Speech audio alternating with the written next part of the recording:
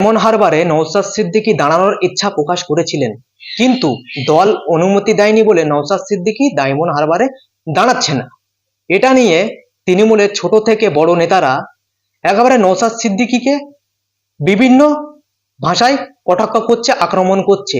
দেবাংশু বলছে, চ্যালেঞ্জ জানিয়ে পালিয়ে যাওয়াকে নওশাদ সিদ্দিকী বলে? পান্তা ভাত খেয়ে বিরিয়ানি ঢেকুর তোলা উচিত নয়, এরমটাই মন্তব্য করেছেন দেবাংশু। নিজের এক্স হ্যান্ডেলে এমনটাই মন্তব্য করেছেন। আমাদের সাথে আজকে ফোন কলে রয়েছেন আইএসএফ নেতা বিশ্বজিৎ মাইতি সাহেব। কি বলবেন বিশ্বজিৎ দা? কথা বলি যে আইএসএফ এর প্রত্যেকটা কর্মী নওশাদ সিদ্দিকী। আমাদের ডায়মন্ড হারবারে যাকে প্রার্থী করা হয়েছে এবং আমাদের পার্টির সিদ্ধান্ত নিয়ে এবং আমাদের দলের চেয়ারম্যান আশীর্বাদ ধন্য প্রার্থী, আমরা বলছি হাতি ঘোড়া গেল তল মশা বলে কত জল।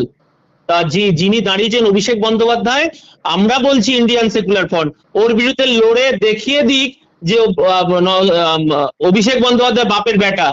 আমরা ইন্ডিয়ান সেকুলার ফ্রন্ট বলছি অভিষেক বন্দ্যোপাধ্যায় লোটা কম্বল গুটিয়ে নিয়ে এখনো বলছি ওকে ডায়মন্ড হারবার থেকে কালীঘাটের বাড়িতেও যাবে, এবং আমাদের যিনি ক্যান্ডিডেট হয়েছেন, যাকে প্রার্থী করা হয়েছে, তিনি ডায়মন্ড হারবারে জয়লাভ করবেন। কিন্তু যে কথাটা বলেছে যে পান্তা ভাত খেয়ে বিরিয়ানির ঢেকুর তোলা, এই কথাটা একটু আজীব লাগলো না?